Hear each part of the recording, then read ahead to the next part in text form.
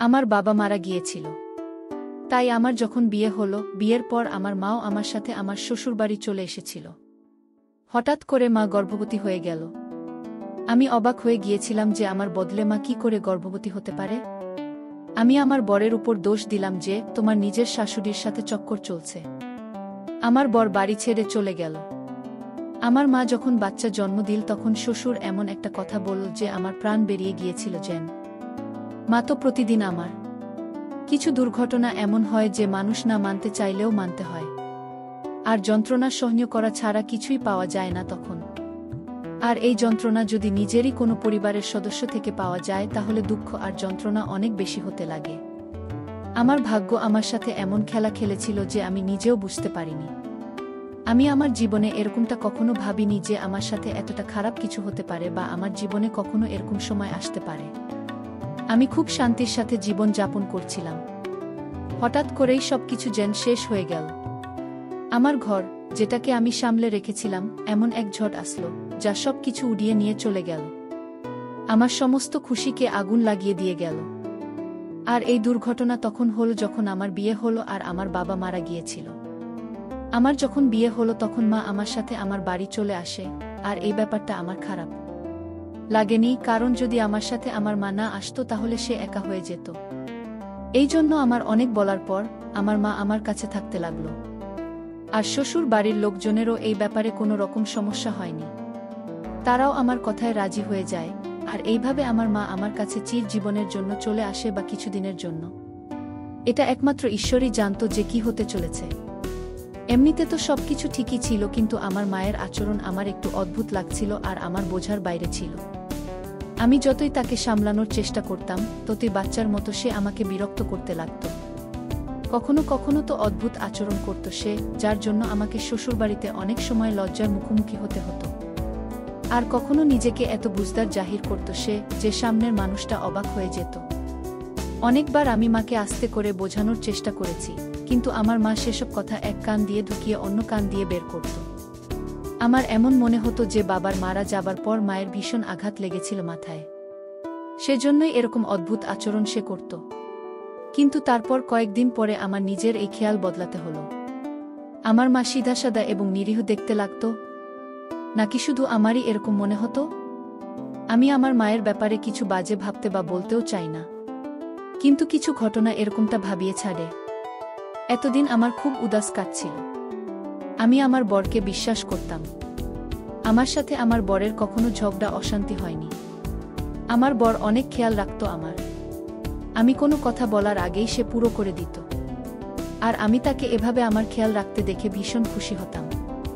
আর দেখতে দেখতে আমার সব কিছু নষ্ট হয়ে গেল, আর আমি বরবাদ হয়ে গেলাম। আমার মায়ের মাথার সমস্যা ছিল বলে আমার মনে হচ্ছিল, আর এজন্য আমি আমার মাকে চিকিৎসা করানোর কথা ভেবেছিলাম। কিন্তু আমি যদি শ্বশুর বাড়িতে এই ব্যাপারে কথা বলতাম তাহলে অনেক বড় হাঙ্গামা হয়ে যেত, যার জন্য আমি মাকে বোঝাতে থাকতাম। কিন্তু আমার মা বুঝতে পারলে তবে তো। আমি কখনো ভাবিনি যে মামলা এত বাজেভাবে বিগড়ে যেতে পারে। আমার নাকের নিচে দিয়ে কোনো খেলা খেলা হচ্ছিল, আমি এই ব্যাপারটার টের পর্যন্ত পাইনি কখনো। আমি সব থেকে বেশি আমার মায়ের খেয়াল রাখতাম। আর এটা আমার জন্য প্রয়োজনও ছিল। একটাই তো মেয়ে ছিলাম আমি তার, আর আমি যদি আমার মায়ের খেয়াল না রাখব তাহলে কে রাখবে? আর তারপর কয়েক বছর পরে মা আমার বরের সাথে একটু বেশি মেলামেশা করত। প্রথম প্রথম আমি ব্যাপারটা এড়িয়ে গিয়েছিলাম এই ভেবে যে চলো ঠিক আছে, জামাই এর সাথে শাশুড়ির একটা স্বাভাবিক ভালোবাসার সম্পর্ক। কিন্তু পরে আমি তাদের হাসি, ইয়ার্কি, একসাথে ওঠা বসা, এগুলো আমার অদ্ভুত লাগতে লাগলো। কিন্তু আমি আমার হৃদয়ের সন্দেহকে জায়গা দিইনি। আর সমস্ত কিছু আমি এড়িয়ে যেতাম। আমি সন্দেহ করতে চাইনি। এমনটা ভাবাও আমার পাপ বলে মনে হতো। আমি এই সমস্ত ভাবতাম আর তারপর সেটাকে খুব বাজেভাবে মনের মধ্যেই ধিক্কার দিতাম। আমি তো আমার সীমার বাইরেও চিন্তা করতে পারি নাই আমার মা আমার সাথে এরকম কিছু করতে পারে, যার জন্য আমি কাউকে মুখ দেখানোর যোগ্য থাকব না। এই সমস্ত হয়ে যাবে আমি তো কল্পনাও করতে পারি না। যদি আমি আগে জানতাম তাহলে এই সমস্ত কিছু হতে দিতাম না। আমি আফসোস করছিলাম যে আমি কিছু করতে পারলাম না। আর আমি সেই সময় জানতে পারলাম যখন সবকিছু আমার হাত থেকে বেরিয়ে গেল। আর আমি শুধু দেখতে থেকে গেলাম। আমি আমার মা বাবার একমাত্র সন্তান ছিলাম। আমার কোনো ভাই বোন ছিল না। আর আমাদের জীবন ছিল শান্তির। মানে আমার মা বাবা আর আমি। এ সমস্ত কিছুই কি আমার নজরের ধোঁকা ছিল? আমি এই সময় বুঝতে কেন পারিনি? এই ব্যাপারটা আমাকে যেন ডুবিয়ে দিচ্ছিল যেন। আর তারপর এরকমভাবেই কিছু সময় কেটে গেল। যখন আমার মা আমার বরের সাথে একটু বেশিই মিশতে থাকত, থেকে থেকে আমার বাজে চিন্তা মাথার মধ্যে ঘুরত যে আমার মা কি করছে, সে কোনো সম্পর্ককে কোথা থেকে কি বানিয়ে দিচ্ছে। আমি আঘাত পাওয়া ছাড়া আর কি বা করতে বা পারতাম? আমি আপাতত কিছু বললাম না, চুপ করে গেলাম। আমি আমার মাকে মা ভেবে চুপ করে থাকতাম আর তাকে কিছু বলার আগে থেমে যেতাম। আমি প্রমাণ ছাড়া এরকম কিছু করতে চাইনি। আমি এর থেকে বেশি আর সহ্য করতে পারছিলাম না। আমি আবার মাকে বোঝাতে লাগলাম, কিন্তু আমার মা কিছুতেই বুঝত না আর বলতে লাগতো যে তুমি এমনিই বিনা কারণে চিন্তা করছো, আমি তো ভালোভাবে আমার সময় কাটাচ্ছি। এগুলো বলার পর আমার মা আমার সামনে কিছু আবেগী নাটক করত, যার মধ্যে আমি খুব ভালোভাবে ফেঁসে গেলাম। আর আমার এই সময় মায়ের লুকিয়ে থাকা হাসির উপর চোখ যায়নি। কিন্তু আমার কিছুটা তো সন্দেহ হয়েছিল, কারণ আমার ভেতরে অদ্ভুত একটা অস্থিরতা জন্ম নিয়েছিল। আমার এমন মনে হচ্ছিল যে কোথাও কিছু ভুল হচ্ছে। আমার তো মাথার মধ্যে এটা ছিলই না যে এত জঘন্য কাজ আমার মা করতে পারে বলে। আর তারপর সময় ভীষণ তাড়াতাড়ি কাটতে লাগলো। আমার মা একদম সেরকমই ছিল আর সেই একই রকম ঘটনা বা ব্যবহার সে করতে থাকল। আমি এবার আর তাকে আটকালাম না, চুপচাপ আমি দেখতে থাকলাম। এখন তো মায়ের যেখানেই যাবার আমার বরকেই সে সাথে করে নিয়ে যায়। আমি এই পরিবর্তন দেখে অবাক হয়ে গিয়েছিলাম যে এটাই কি হবার ছিল। আর তারপর কিছুদিন পরে মায়ের বাড়ি থেকে বেরোনোর ব্যাপারটা খুব বেড়ে গিয়েছিল। প্রায় প্রতি একদিন দুদিন ছাড়াই মা বাইরে গিয়ে ঘুরে আসত। আমি জিজ্ঞাসা করলে সে বলতো আমি অমুকের বাড়ি গিয়েছিলাম দেখা করতে, কখনো এটাও বলতো যে কারকে দেখতে গিয়েছিলাম। আমি অবাক হয়ে যেতাম দেখে যে এখন এরকম কোনো সম্পর্ক তৈরি হয়ে গেল যার ব্যাপারে আমি জানি পর্যন্ত না, আর বাবার সামনে যার কখনো কোনো কথা পর্যন্ত ওঠেনি। এখন হঠাৎ করে এদের কথা কিভাবে মনে পড়ে গেল? আমার মা বদলে যাচ্ছিল, আর এগুলো তার বাহানা ছিল। আমার মনে তাই অস্থিরতা কাজ করছিল একভাবে। আমি এবার জানতে চাইছিলাম যে ব্যাপারটা আসলে কি। কেননা মা আমার থেকে কিছু একটা লুকাচ্ছিল, এটা তো আমি জানতে পেরে গিয়েছিলাম। তার ঘাবড়ে যাওয়া দেখে যখন আমি তাকে জিজ্ঞাসা করতাম, সব সময় সে একটু ঘাবড়ে যেত। আমি এবার সুযোগ খুঁজেছিলাম। কিছুটা আমি জানতে পেরেছিলাম, আর তারপর আমার মায়ের প্রতিদিন আমার বরের সাথে ঘোরা, হাসিমজা করা, এসব বেড়ে গিয়েছিল। আমি একেবারেই সন্দেহবাতিক মহিলা ছিলাম না। আমি আমার বরকে যথেষ্ট বিশ্বাস করতাম আর মাকেও আমি একেবারেই সন্দেহ করতে চাইনি। কিন্তু এখন পরিস্থিতি এমন একটা মোড়ে আমাকে নিয়ে গিয়ে দাঁড় করিয়েছে যেখানে আমি ভাবতে বাধ্য হয়েছি। আর তারপর আমার ভিতরে এই সন্দেহটা ঢুকে গিয়েছিল। আমার হৃদয় অস্থির থাকতে লাগল। আমি আমার এই অবস্থার জন্য বিরক্ত হয়ে গিয়েছিলাম। আমি নিজের পরিস্থিতির জন্য না কিছু করতে পারতাম আর না কাউকে বলতে পারতাম। বাড়ির সবাই মায়ের আচরণ দেখছিল, আর কতবার যে আমার শাশুড়ি আস্তে করে আমাকে বলেছে যে নিজের মায়ের উপর নজর রাখো, এই লক্ষণগুলো ঠিক নয়, নিজের বরকে কাবু করা শেখো, না হলে পস্তাতে হবে। আর আমি অবাক হয়ে তাকে দেখতেই থেকে যেতাম আর ভাবতাম যে সে কি বলে চলে গেল। আমি তার উপর ভীষণ রেগে গেলাম, কিন্তু আমি নিজের রাগকে নিয়ন্ত্রণ করলাম আর সন্দেহতে ডুবে গেলাম। তাকে যদি বলতামও তাহলে কি বা বলতাম, যখন কিনা আমার মায়ের অদ্ভুত আচরণ আমার সামনেই ছিল। শাশুড়ির কথাবার্তার কারণে আর কিছুটা মায়ের অদ্ভুত আচরণের জন্য এবার আমি চিন্তা করতে থাকলাম আর বিরক্ত হয়ে গেলাম। আর দিনের পর দিন আমার রাগ বাড়তে লাগল। বরের সাথে আমি বেশ কয়েকবার ঝগড়া করতে থাকতাম। আর কিছুদিন পরে যখন আমি সকালবেলা উঠলাম, ঘুমিয়ে আমার মাথা ভীষণ ভারী ভারী থাকতে লাগল, আর আমার মাথায় যন্ত্রণা হতে লাগল। আমি অবাক হয়ে গেলাম যে এরকমটা কেন হচ্ছে। রাতে যখন আমি ঘুমানোর জন্য শুয়েছিলাম, হঠাৎ করেই ভীষণ গভীর ঘুম এসে গেল। আর ঘুমও এমন বাজে ভাবে আসলো যে আমি বলতে পারি না। এরপর আমি আমার মাথা লাগালাম আর বুঝতে পারলাম যে কিছু একটা তো অদ্ভুত হচ্ছে, যেটা আমি জানি না আর যেটা আমি জানতে চাইছিলাম। পরের দিন আমি যখন শুয়ে উঠলাম, সব সময়ের মতো আমার মাথা যন্ত্রণা করতে লাগলো। তাই আমি বসে বসে আমার মাথা টিপছিলাম। আর ঠিক তখন আমার নজর সামনে টেবিলের উপর পড়ল। তার উপর কিছু অদ্ভুত জিনিস লেগেছিল। আমি যখন হাত দিয়ে দেখলাম, তখন আমার ওষুধের মতো কিছু একটা মনে হলো।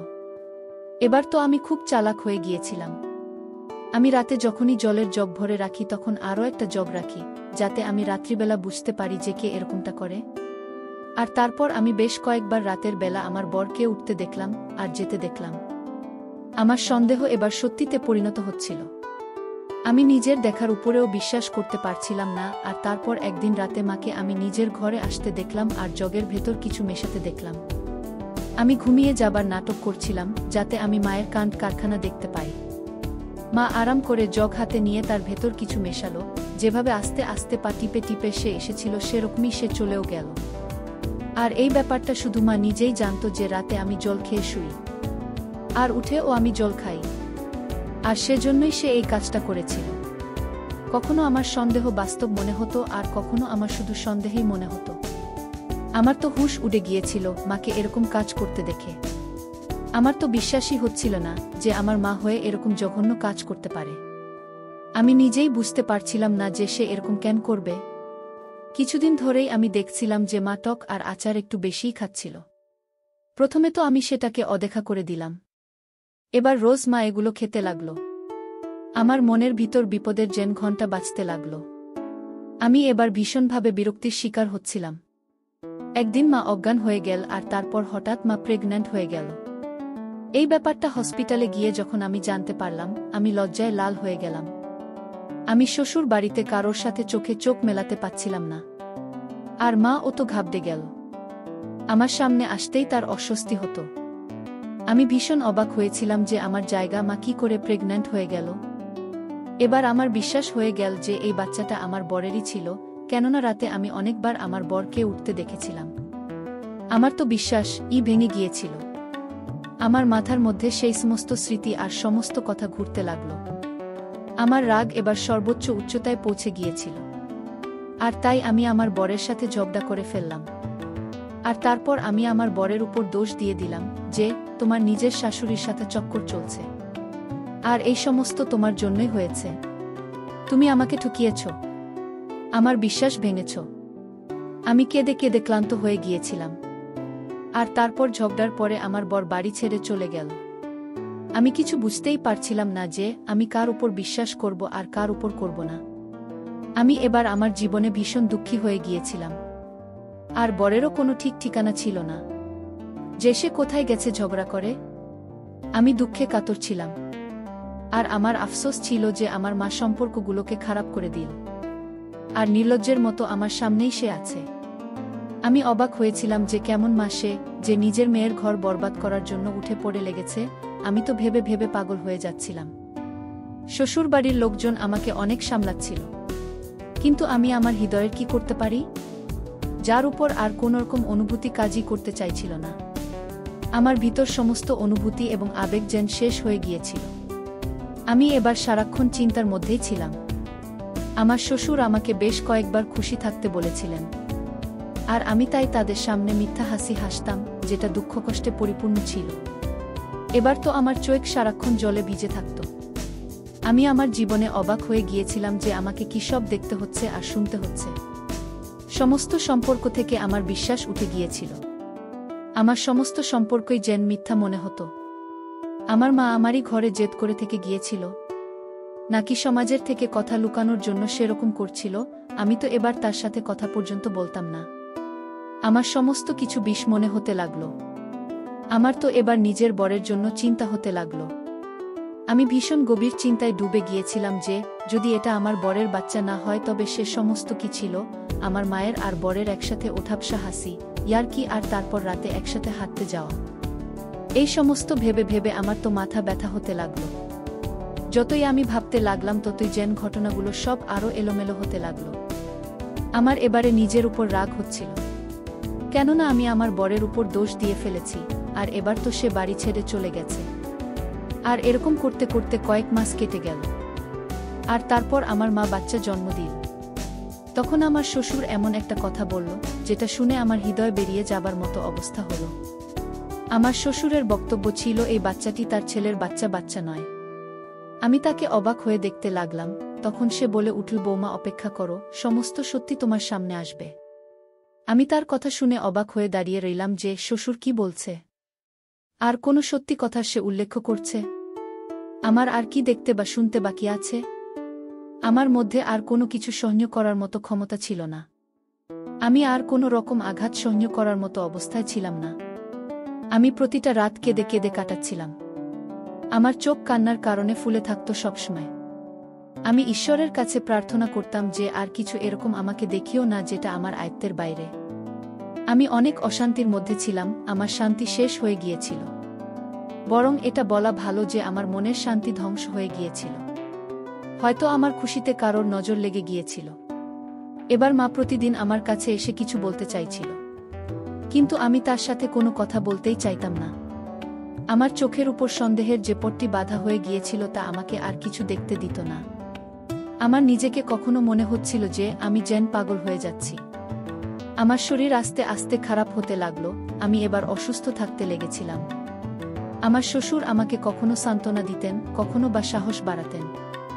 আমি অনেকবার আমার শ্বশুরকে এই কথাটা জিজ্ঞাসা করেছিলাম, কিন্তু তিনি কথাটা বারবার এড়িয়ে যেতেন আর বলতেন যে ওনার ছেলে মানে আমার স্বামী তাড়াতাড়ি ফেরত চলে আসবে। আমি তার কথায় বিশ্বাস করে নিয়েছিলাম। যখন উনি এতবার আমাকে বলছেন তো আমাকে তার কথা মানতে হলো। আর তারপর একদিন আমার স্বামী হঠাৎ করে ফিরে আসলো, কিন্তু আমার সাহস হলো না যে আমি তার সাথে কথা বলতে পারি বা তাকে কিছু জিজ্ঞাসা করতে পারি। আমার একটু লজ্জা লাগছিল, কিন্তু আমি এখনো সন্দেহের মধ্যে ডুবেছিলাম। আমি জানতাম না যে আমার সামনে কি সত্যি আসতে চলেছে। আমাকে এবার বিভিন্ন রকম সমস্যা ঘিরে ধরেছিল। শ্বশুর আর স্বামী দুজনেই একদম চুপচাপ হয়ে গিয়েছিলেন। আর তারপর একদিন হঠাৎ শ্বশুর সত্যি বলে দিলেন, যেটা শুনে আমার পায়ের তলার মাটি সরে গেল। আমি তো ভীষণভাবে আঘাত পেয়েছিলাম। আমার বর তখন আমার সামনে ছিল এবং আমায় সে হসপিটালে নিয়ে গিয়েছিল। আমার অবস্থা খুবই খারাপ হয়ে গিয়েছিল। তারপরেও ঈশ্বরের কৃপায় আবার জ্ঞান ফিরল, আর তারপর আমি আবার চুপচাপই থাকতে লাগলাম। আমার আফসোস হচ্ছিল যে আমার মা বলতে আমি যাকে চিনি সে কিনা আমার জীবনটাকেই নষ্ট করে দিয়েছিল। আর ওই মহিলার জন্য আমি আমার স্বামীকে সন্দেহ করেছিলাম, যার কোনো দোষী ছিল না। সে তো এমনিতেই আমার মায়ের সঙ্গে সম্মানজনক ব্যবহারই করত, যেটা আমার সন্দেহের জন্য আমি বুঝতেই পারিনি। আমি এবার থেকে থেকে লজ্জার মধ্যে ডুবে যাচ্ছিলাম। আমার মায়ের সত্যিটা জানার পর আমি ভাবতেও পারি না যে আমার মা এরকম হবে। কেউ এত বাজে হয় বা এত বাজে ব্যবহার করে? মা শুধু নিজের কথাটাই ভেবেছিল আর এত জঘন্য কাজ করেছিল। এই মহিলা আমার মা হওয়ার যোগ্যই ছিল না। আর আমি বুদ্ধিহীন ও বোকামো করেই মরে গেলাম।